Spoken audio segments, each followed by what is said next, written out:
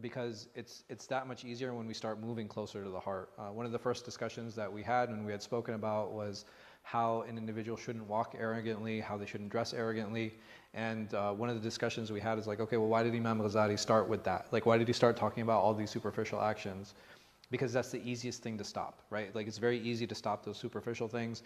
And eventually what happens is like we start reaching our hearts. The Prophet sallallahu alaihi wasallam, he said, "Al-ilm bita'allum wa hilm bitahallum." He says that knowledge is by seeking it, and forbearance and patience is by practicing it. So a lot of times we do those superficial things that we do, it does have an effect on us, and it does have an effect on our heart. There are some people who come and they complain to me, they're like, you know, I'm struggling with my prayer, you know, I don't feel like my heart is there, and I feel like I'm just going through the motions. So I'm like, keep going, right? It's hard, it's difficult, but sometimes we just have to keep going through those motions, because eventually what happens is that those actions will start having an effect on our heart, right? It'll start penetrating. It might not move at the pace that I want it to, right? It might not move at the trajectory that I want it to, but if I know that, hey, this is something that I need to do, eventually what happens, it'll take time and it'll get there, inshallah. So having those actions and doing those superficial things, we might not see the value in that, but the reality is, it's like those are the things that actually have that effect. There's a study that was done also on how to get motivated. So have you guys ever been in a state where you're just like, oh, I don't want to do anything, I don't want to get up? Or sometimes we're depressed because we had a passing, or somebody like we know got hurt, or we lost someone, or we're not feeling well, and we're just like, oh, I don't want to do anything, I don't want to get up, I don't want to do this. How easy is it for us to convince ourselves to get out of that state? Can I just be like, hey, stop being depressed? Can I just be like, stop being sad? Right? It doesn't help. So they found in these studies that the best way to get out of that step is just to get up. It's literally just to get up, go for a walk, change the state and change the position that you're in, which is very much resonates with us when we look at the Prophetic ***'s advice for someone who's angry, right? So if I'm angry and I'm standing, what should I do? Right, I should sit down. And if I'm sitting down, I should lay down. Basically, changing our physical state, it does have an effect on the heart. And that's something that's really important. So what we're going to talk about today is that why is arrogance so harmful? Like, why is it such an issue? I said one way that arrogance tends to manifest itself is in our expectation toward others. In that it's like, okay, what's a good example? Oh, why didn't he give me salam? It's usually a very simple one. Why didn't this person give me salam? And immediately when this person doesn't give me salam, what happens? I get angry, right? I get upset. Why?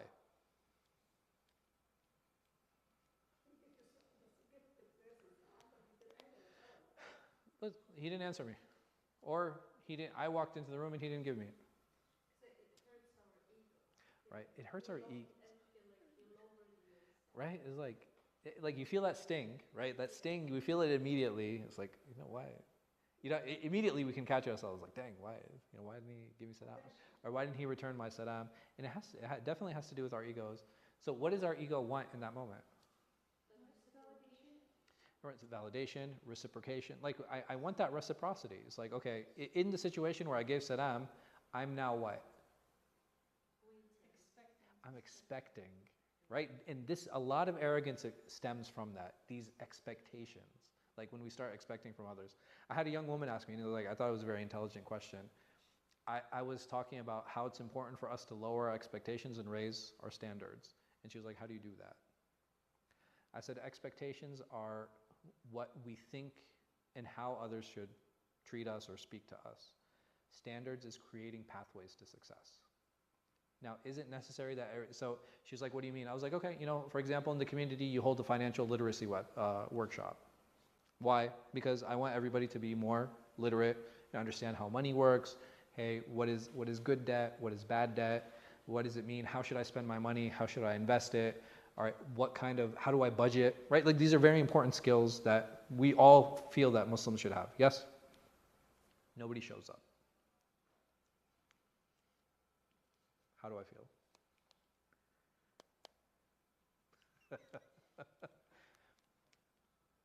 One emotion can be anger, right? Like, what's wrong with people? Why aren't they coming? This is so beneficial. This is so good, blah, blah, blah. My job was to do what? Was to create that pathway. That's it. And where did I fail in expecting that everybody would come? But I have to create, does this mean that I stop creating pathways of success? No, right? I should still create pathways for success.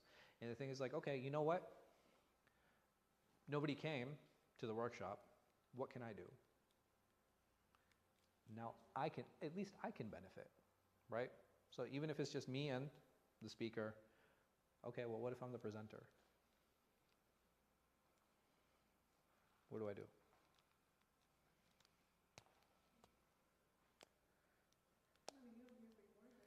Huh? Okay, I'm rewarded for being there, right? So I have that trust in Allah subhanahu wa ta'ala that Allah will reward me for this. Like, what do? I set aside this hour to hold this seminar, to hold this program. I did my best, sure. I agree with that. But now what do? I'm here. During that hour? Yeah, like I'm here. I got, man, the projector set up. I have the class started. Like, and I'm looking, I'm like, dang, where is everybody? Now what? So that's one choice that I have, right? I can record it and post it. So again, creating opportunities, this is something that's really important, right? We create opportunities for ourselves. We should never look at opportunities as things that we waste. So I could, like, I use this metaphor a lot. I could get angry, take my ball, and walk away, right? So you guys ever heard this this saying? So somebody's playing basketball, and the moment that they get angry, what do? It's like, no, it's your ball. So what do? It's like, I don't want to play. I don't want to play anymore. So not only did I ruin it for myself, I did what? I ruined it for everyone else. And we call these tantrums childish, which is not very different from how we act, right? When we have those expectations, where we just kind of like, oh, well, okay, you want to be like that? I don't know, man, it's okay. People are not always going to accept what we have to offer. Sometimes it can be a failure in our presentation. So one of the things I can do is like, I can definitely record the class. I can do all those things. And now what do? I go back. I'm like, okay, did I market this properly? Should I speak to people and be like, hey, listen, hey, I noticed that you didn't come to the thing, to the program yesterday. What's going on? Is there something else that you're interested in? Right? It's not necessary that everybody shares the same interest. The idea is, again, to create pathways to success.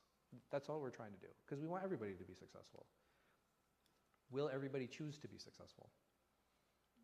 No.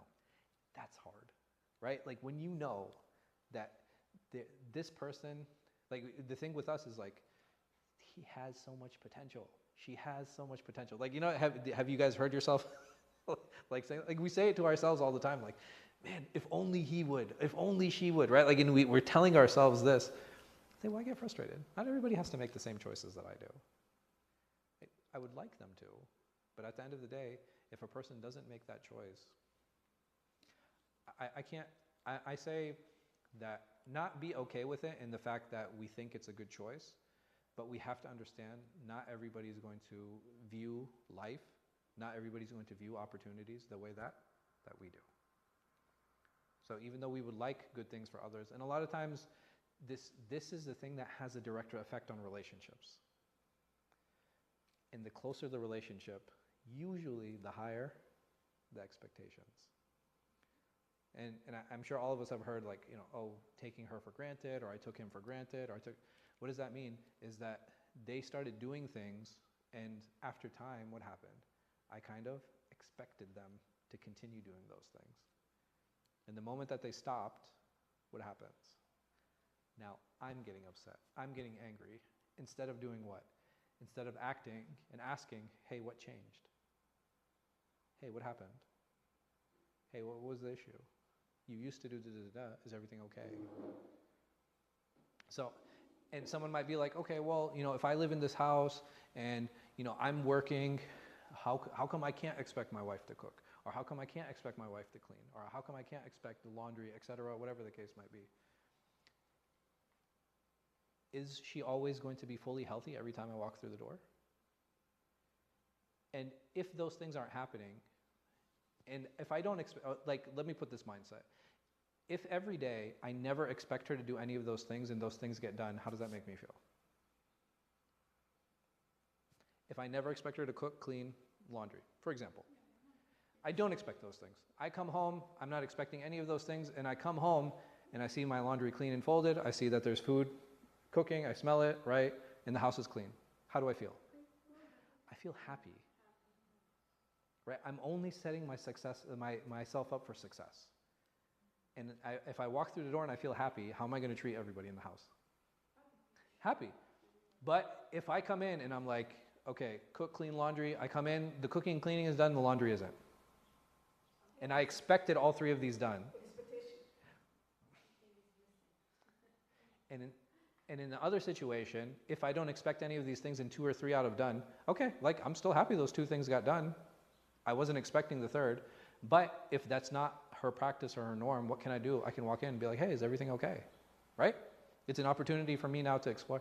No, man, I wasn't feeling well. Can you take care of the laundry for me? Yeah, I bet. I got it. It's not a big deal. Right? Like, this is a very different dynamic and a very different relationship. Yes? Like you were saying, you create paths to success. Mm-hmm. What is Allah expecting from us as females? Like, I know I don't like leaving my house most days. Yeah. Like, I like lectures, I like learning. Sure. But I mean, I don't know if I'm doing what Allah expects of me. This is a mutual conversation between you and your husband. So that's it. Like for women, the spiritual expectations are not as high for certain things. Why? Because there are other obligations that birth control is a very modern phenomenon. It's a very modern thing. Like, so before 1910 or 1915 or whatever they were introduced, what did women do? It was very difficult, right? It was difficult in the sense that, like, if you can never predict pregnancy, never. Can I hold a steady job? Right? Like, it's you're talking about like a very different paradigm, a very different outlook to life. And if you're at a time where it's like, okay, well, you don't have to do any of these things. And even today, there's a section of the population that doesn't really believe in that stuff anyway. They're like, no, I don't want to use birth control. I don't trust the pills. I don't think that's a good way. Like, it affects my hormones. Okay, the IUD I think is very invasive. And there are all of these birth control methods. And there's a good portion of women, like, I don't trust it. Some of them, by choice, they're like, I don't want to use them. A good portion of women.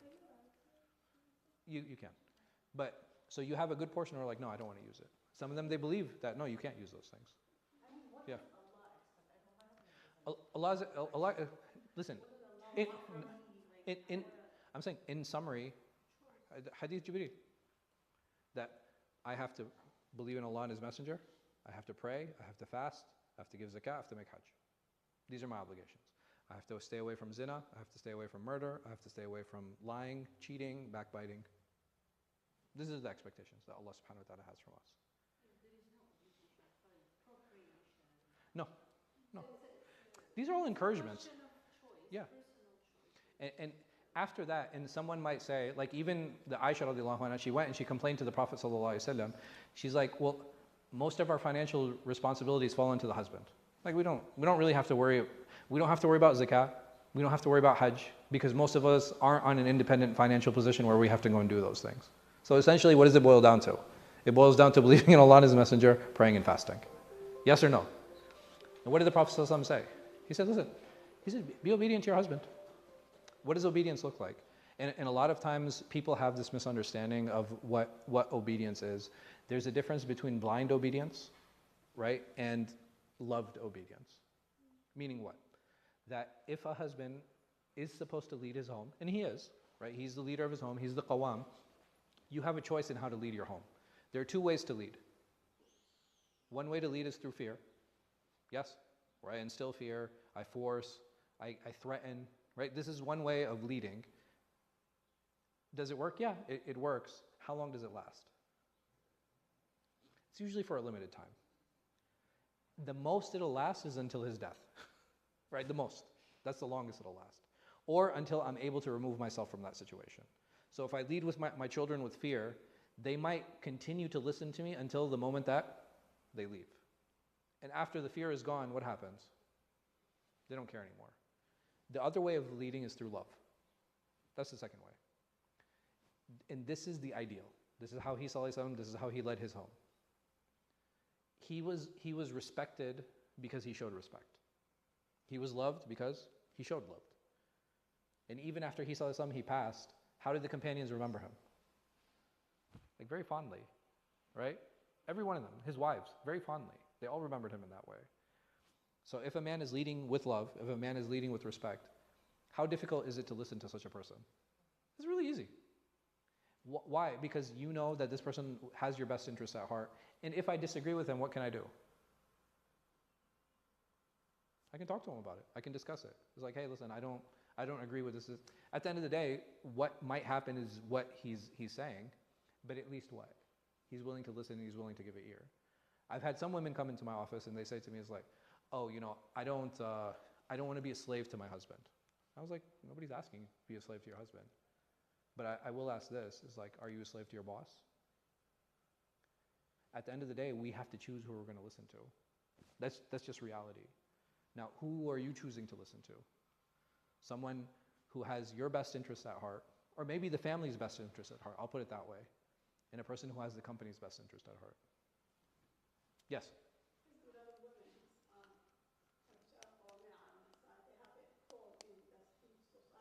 Mm-hmm.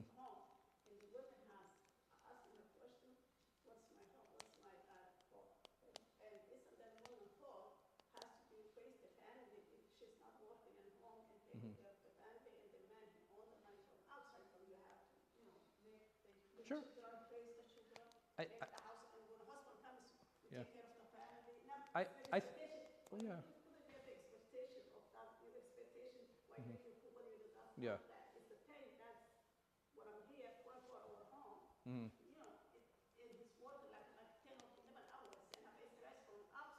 Sure. Mhm. Sure.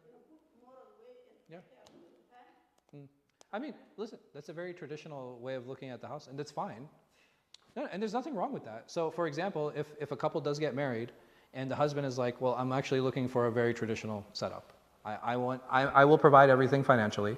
We're not going to live a very luxurious life because it's only one income. So we will have to scale back. Unfortunately, we won't be able to get new phones every year. Unfortunately, we will have to buy a 5-year-old car. Unfortunately, we will have to live in a smaller space. And if she goes, yeah, that's fine, done. Right? Conversation's over, and she's like, I just want to take care of the family. That's it. That's all I want to do. I think that's very respectable. I think it's very honorable. I don't think there's any problems with that. And then you have other women who are like, well, yeah, I'm okay with that. I want to do that, but I want to work too. I want to be able to have my own income. I want to be able to earn a little bit more. Okay, that's fine too. You have some who say, okay, hey, listen, I want equal contribution. What's that? Equal contribution. Yeah, we're both going to put our money into the pot, and this is where the rent is going to come from, or the mortgage, and where all of our expenses are going to come from there, and I want equal contribution. That's fine. All of those are okay as long as they what? As long as they both agree. Now, are there certain marriages that are more successful than others within these? Yeah, I'm sure there are. I just don't know which one's the most successful. I can only tell you my preference, right? And everyone here is going to have their own preference on what they imagine marriage to look like. The only thing that you have to do is you have to match with your spouse. That's it. That's all that matters. If the husband is like, oh, I want a traditional housewife that doesn't work, and she's like, no, I want to work full time, should they get married? No, that's not a good idea. Like if he's like, hey, listen, I want someone to be a homemaker. I want someone to take care of the home. I want to come home and I want all of these taken care of, You probably shouldn't marry someone who's committed to their career. It's not a good idea. It's not going to work. I'm saying like she's here and he's here, like they're in like completely different places and spaces. It's not going to work. If he's like, I want to stay home and I want to be the homemaker and I want her to earn and I want to do all those things, and she's like, I want to stay home too. It's like, what are you guys going to do? Just stay home together? Right? It's not going to work. It's not going to work. I will say this, in Islam, the default is that the husband is the provider. That's the default. Does it mean that there are situations where the woman can't provide? No. I don't think that's true either. Even the Prophet ﷺ, his first marriage is with somebody who's much wealthier than he was. Yes? How was that marriage? It was amazing. It was amazing. It worked. He technically worked for her. right? He was her agent. He would go and sell, and he would do business on her behalf, whatever the case might be. But at the end of the day, you can have different setups that work for different people. But like I said, I will say, and I say this with confidence, the default is that the man is a provider. That's the default. That's the Islamic expectation from him. I even have, like, even when I sit down with couples and we're sitting and we're talking, and I'll tell the women, I was like, hey, listen, you have a choice to contribute, but don't. Don't. I said, don't. I said, it's your choice. Make the choice now where you're not going to. I was like, listen, it's going to be hard. It's going to be tough. You're going to be coupon cutting. You're going to be, you know what I mean? Like, you're going to be doing a lot of things, because if you're saying I'm not going to contribute, guess who sets the budget? He does. And I said, you have to trust him to set the budget, and that he's not going to be oppressive, and that he's going to do whatever is within his means to make sure that you guys are as comfortable as possible with the money that's coming in. What is the advantage you get? The advantage is, at any point, at any time, you want to walk away from your job, you can. At any point, at any time, you get pregnant, you know what, I don't want to do this anymore, you have that choice. If you want to go back, you have that choice. If you want to leave, you have that choice. That freedom is something that I encourage every single woman to take advantage of. If I could have that freedom, shoot, I would take advantage of that. But her money's hers. Yeah. Yeah. And I'm saying, listen, if I'm being honest, most women, they will contribute to the house in some way, shape, or form. Like, I want to buy a couch, or I want to buy the bed, or I want to go, let's go on vacation, or she'll buy a gift. Like, hey, listen, you know, it's our anniversary, I wanted to buy you a phone. It's impossible or I won't say it's impossible. I would say it's very rare that you'll have a woman who will not spend on the family at all. It's very rare. Most women will. So, in such a situation, it's like, okay, well, if we trust, like, and this is the default, that he is supposed to be providing, I mean, that's just the way it is. That's how it's, like, this is not her expectation from him, this is Islamic expectation from him. Now, how much should that be? That's up to the woman. Are you okay with somebody who makes 40,000? Are you okay with somebody who makes 60? Are you okay with somebody who makes 120, right? Like, that's up to her. But the reality is the higher I move in that salary bracket, what happens? No, quality of, that's secondary. What happens? No, you have less and less men, right? Like, it's a pyramid.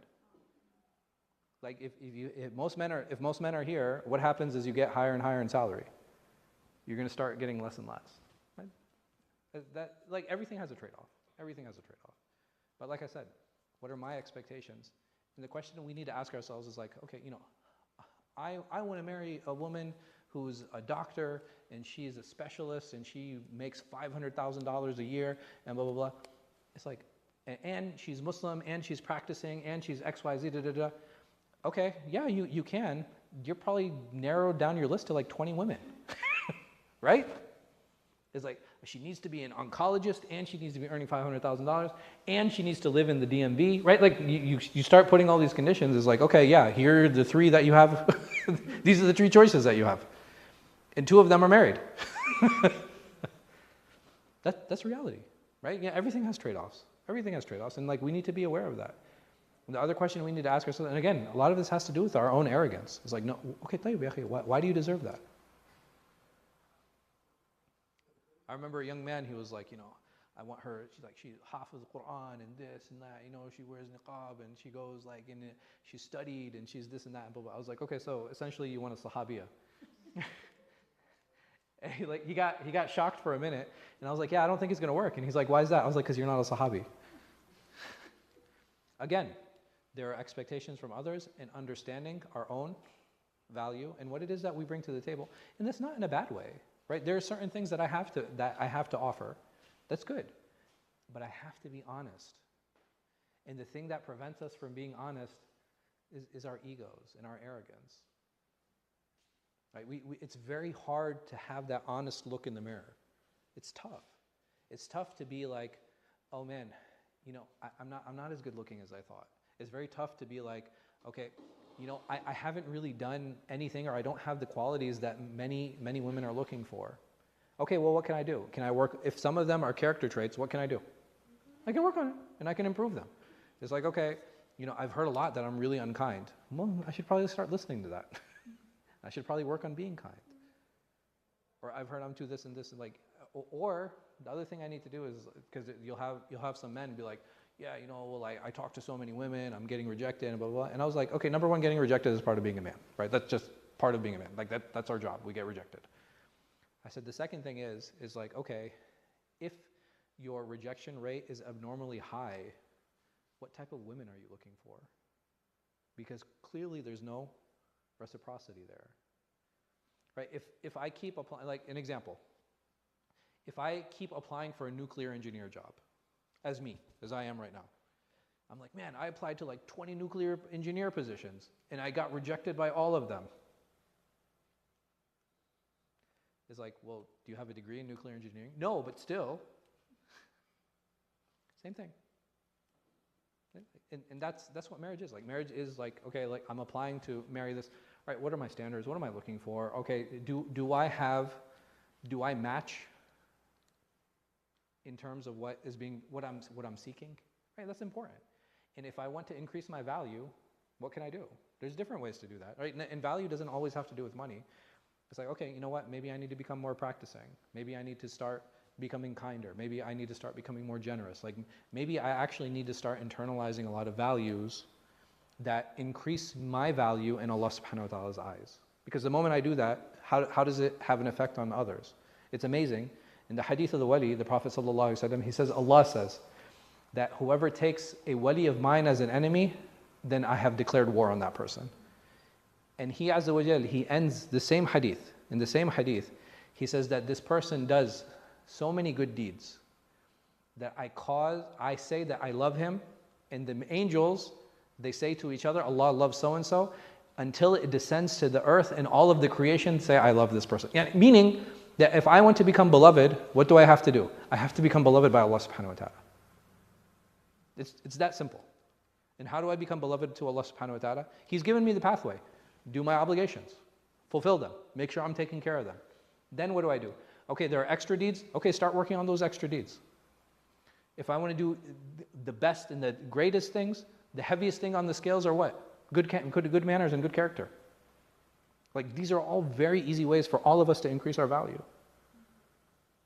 And not just that, like to top all of this off, why am I deserving of marriage? Why? Marriage is a risk. That's it. It's as simple as that. Allah subhanahu wa ta'ala yarzuqu man yasha. He gives risk to whoever He wills. And even if I get married, is it necessary that I have children? No. Children are also risk. Getting certain jobs, risk. Getting married, risk. Children, risk. All of this is risk. Allah subhanahu wa ta'ala, He gives it to some and He doesn't give it to others. That's it, up to His wisdom. Make an effort. Right? Make an honest effort. If it happens, walillahi alhamd, wa khair, wa barakah. And if it doesn't, okay, how can I best use my time? How can I best utilize my skills? How can I best contribute? But that pivoting is tough, right? It's hard. It's hard coming to acceptance of certain ideas. It's hard coming to acceptance of like certain realities.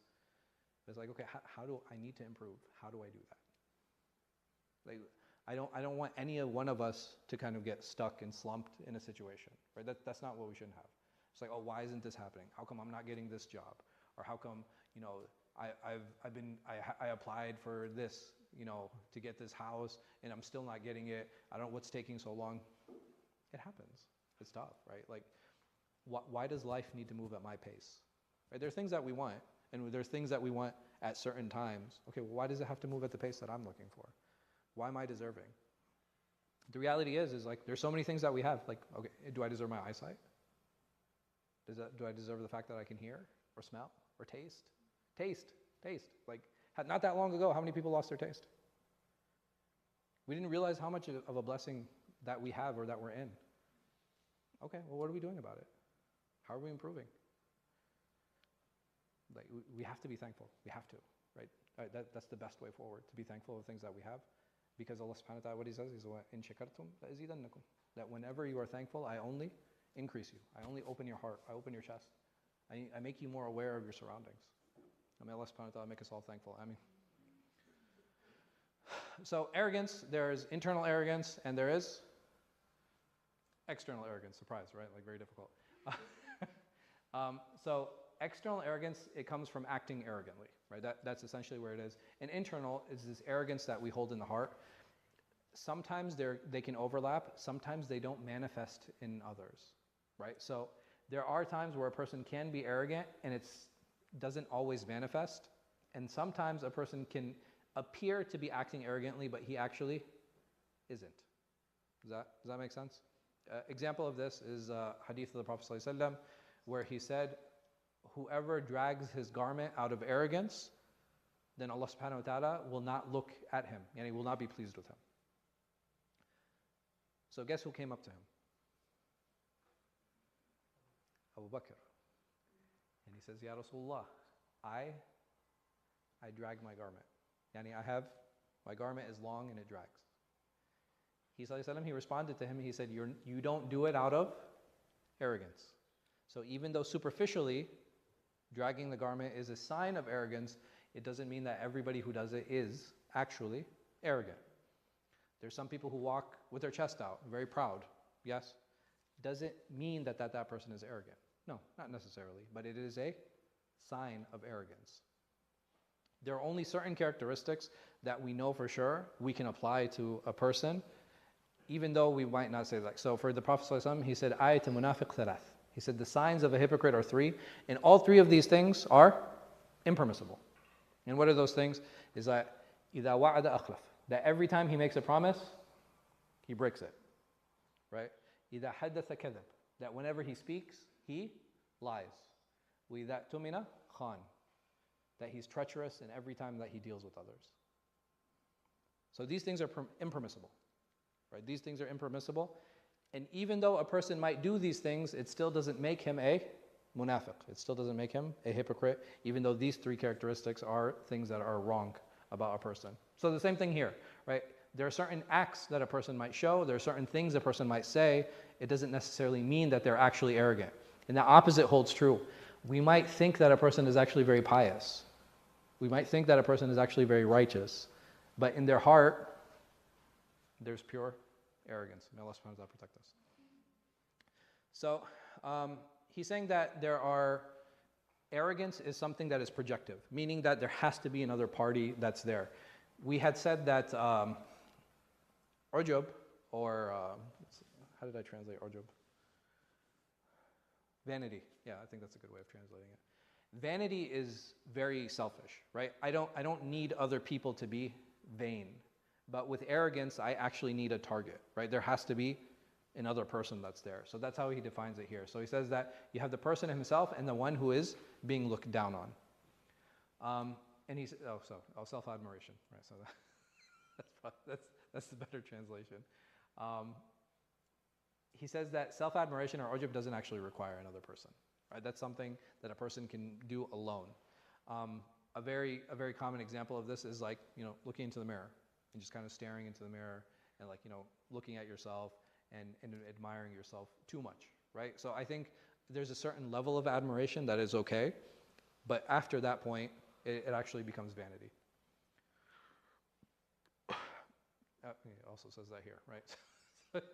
Just because I'm proud of myself and I'm proud of some of my accomplishments, that doesn't necessarily equate to arrogance. So, for example, if I'm proud of the fact that I got a job, or if I'm proud of my family, or if I'm proud of something that I accomplished or did, how come that is not arrogance? So if I won a race, and I'm proud of myself for winning the race. You're not looking down at Because I'm not looking down at anyone. And not just that, it's less about me and it's more about the accomplishment, right? So I think that's important to understand these different vantage points. Someone might just belittle others. So why is that? How come that won't be arrogant? How many of you make fun of your friends?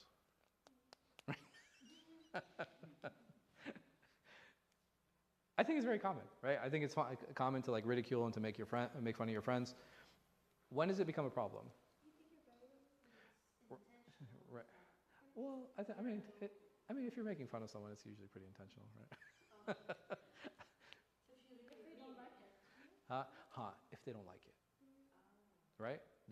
That's where we draw the line. Is that, and how do I know if someone doesn't like it?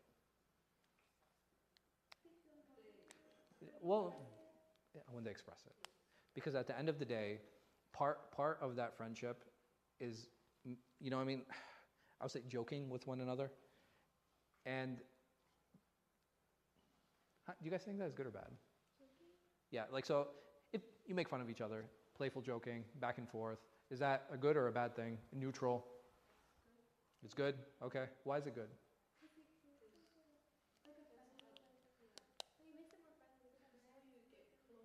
Okay. So isn't that a bit counterintuitive? Right? So I'm putting this other person down, but it's bringing us closer. Why? Because you're making self-aware, maybe? I don't know. Your shoes are ugly. Yeah. And you might not wear them again. You're like, shoes ugly.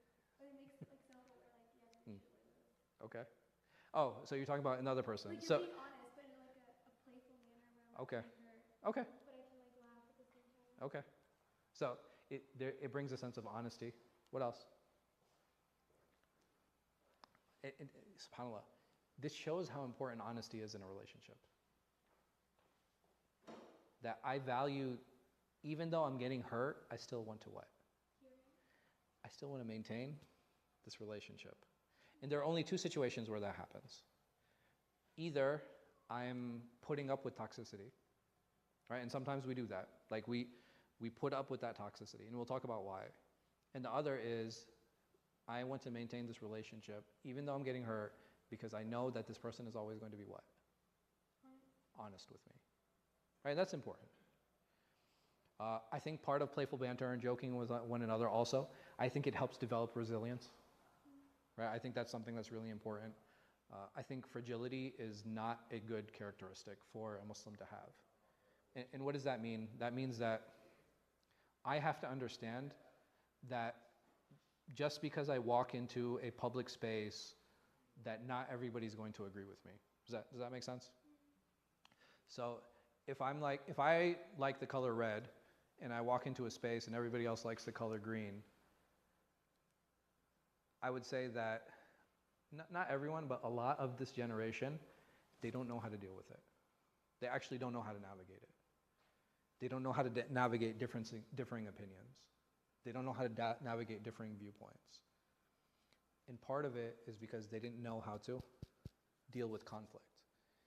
And part of that playful joking and banter and making fun of one another, it actually helps develop a little bit of that resilience. Because I know that I'm going to walk into a space where people aren't going to agree with me. And how am I going to deal with it? So if I'm resilient and people are disagreeing with me, how am I going to deal with it? I'm not going to take it to heart. I'm not this person. I was like, oh, it's just an opinion. Who cares? Right? It's not a big deal. And sometimes there are things that are completely antithetical to what I believe. So if I walk into a space and everybody's talking about how much Jesus loves them, am I going to care? No, not really. Right? It's not going to affect me. Because I'm confident in myself, I'm confident in my beliefs, and I also understand what? I'm sorry? That he's our prophet too? Right. Allahu Akbar. Allahu Akbar. No, that people are not always going to agree with me. People aren't always going to believe what I believe. Absolutely. 100%. And that's vital, right? That's really important. The problem is like if the only people that look for reinforcement for what they believe are if you're part of a cult. Why do people join cults? Okay, but I'm saying, okay, well, what is the advantage of all thinking the same? Sure. Sense of belonging. Right, it gives you a sense of belonging. But what is the one thing that I can't do in a cult? Question. I can't question, right? I can't challenge. And what is preventing me from questioning or challenging? Like sometimes, like people in a cult, they actually see things wrong, yes or no? Right, they're human beings. Like they have observation skills. They can see other things are wrong. What prevents them from speaking out? Scared of reprimanding. I'm sorry? Like chastising. Okay, scared of being chastised. What else? Even greater than that. They're scared of what? That they'll be removed. Right, they're going to be removed from the group. This is how much human beings want proximity. This is how much they seek social bonds. right? They're actually willing to overlook and forego the truth because they're scared of losing friends. They're scared of losing those social ties. And Allah subhanahu wa ta'ala, like when He talks about that idea of self-esteem, that idea of individualism, that idea of reliance, whenever Allah subhanahu wa ta'ala talks about reliance, who does He talk about relying on?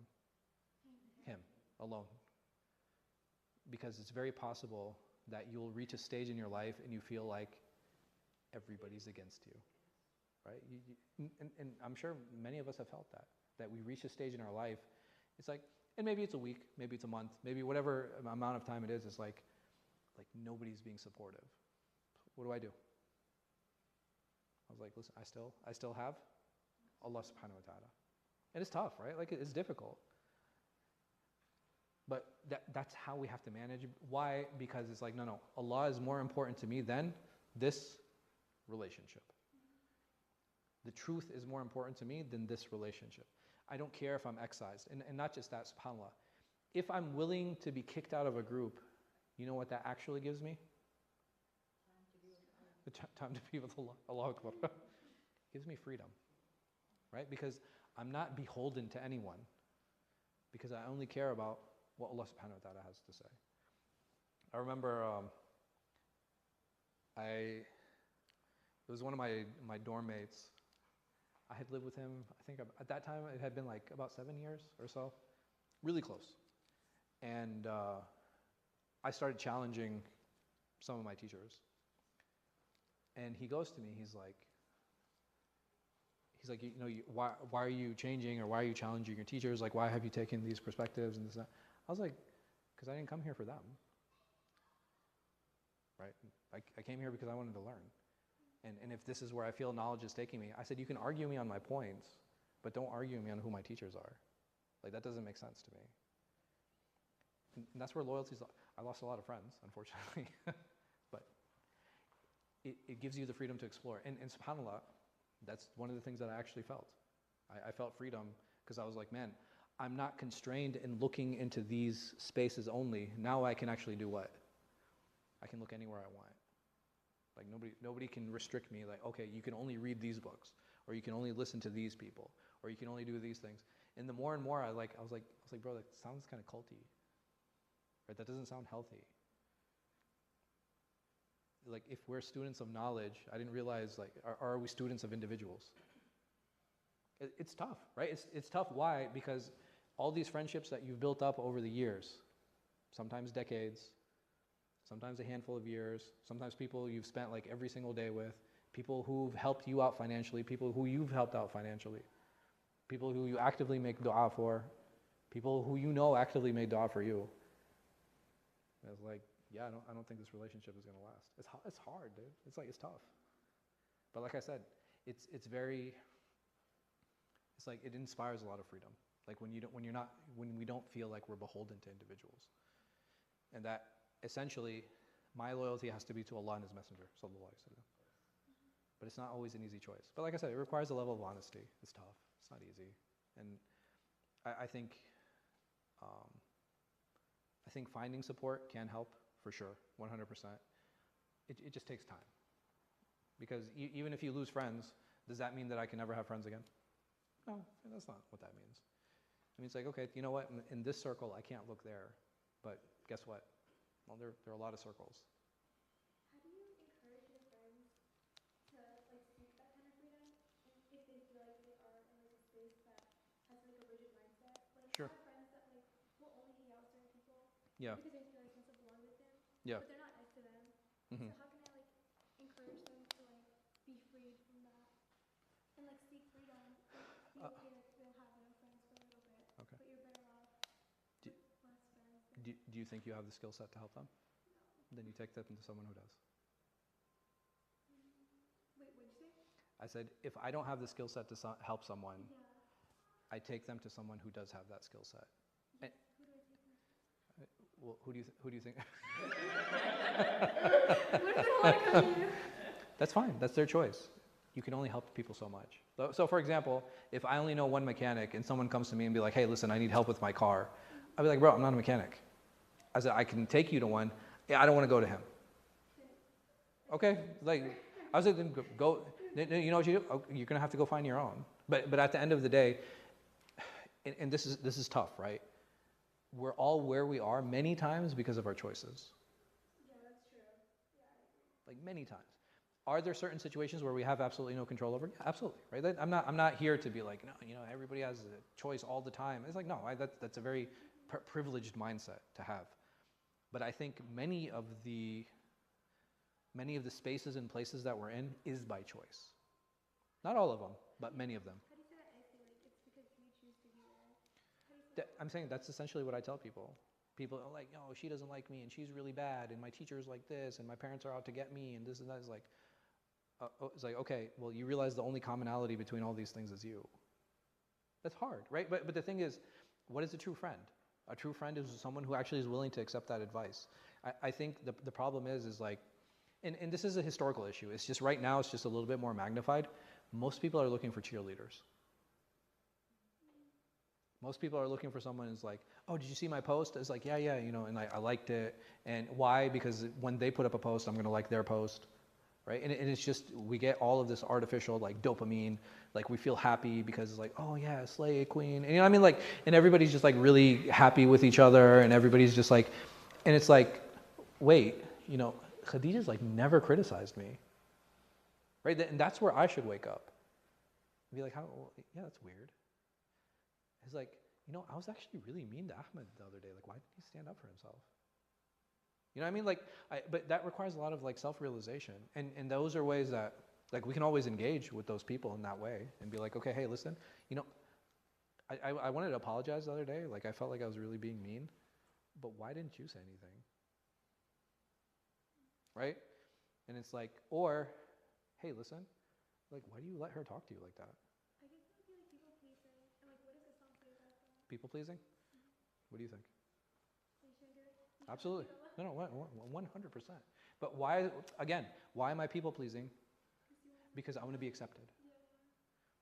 And the only way to have that independence is freedom is to break that. It's hard.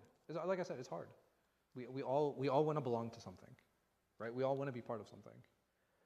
The only thing that I can say is like, okay, tayyib, or maybe at this point in my life, I don't have that group or I don't have those friends. Maybe in the future Allah will give me one, or maybe my group is in Jannah.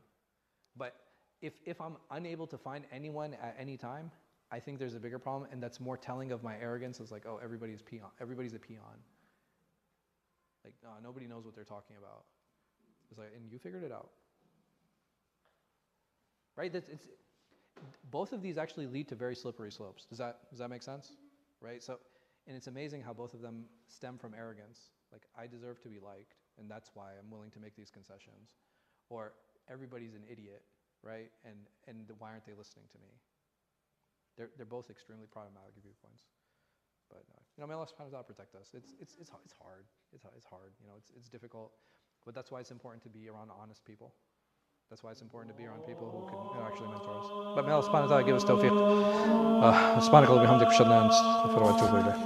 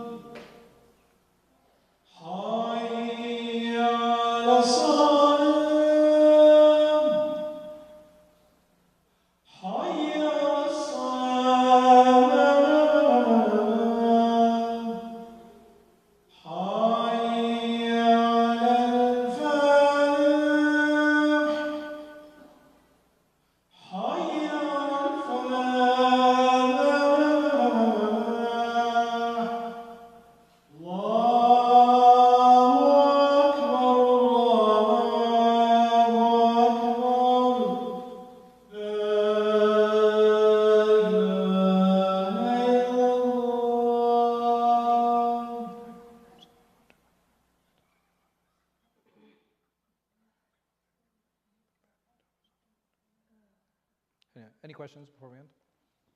You just mentioned, like, I recall someone always saying, oh, at work, these people are monkeys, they don't listen to what I'm saying. Yeah. Although he's right and he's giving guidance and they just don't want to follow it. Sure. Is that arrogance? Yeah. In there? Yeah, yeah. Not in the sense that, okay, maybe the information you have is right, but if nobody's listening, are you presenting it in the right way? Even if they are present, they're very good with communication and dealing with people, but they just, So change is not good for So, I agree. So then it's like, okay, well, how do I scale this? Because if people aren't listening to me, that means they don't trust me. It's not because I have the wrong information. And how do I win people's trust? Right? Winning people's trust is like meeting them where they're at. Sometimes if I have the right information or I'm saying something correct, okay, maybe that's like step 3, right? I still need to get them through from step 1 to step 2 so that they can get to where it is that I want them to be. And it's arrogance for me to think like, okay, well, no, people should be able to jump to this or jump to that. Not everybody operates the same way that we do.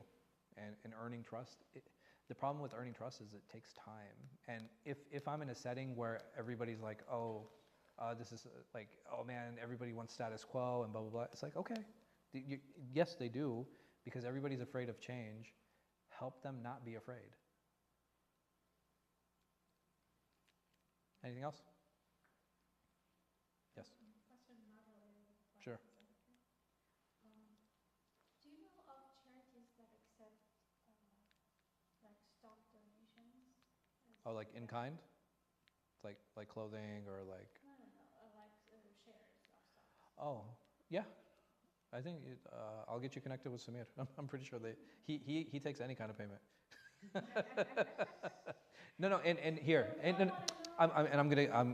the advantage, he will actually be able to take your shares without cashing them out and then putting them in. No, he'll be, yes, we do have a mechanism where we can take the shares directly. But zakat? As for zakat, inshallah. Yeah. So for zakat, what you're going to do is you're just going to qualify the value at the time of gift. Right. That's all. Anything else? Yes. You mentioned the loga ankle for the men.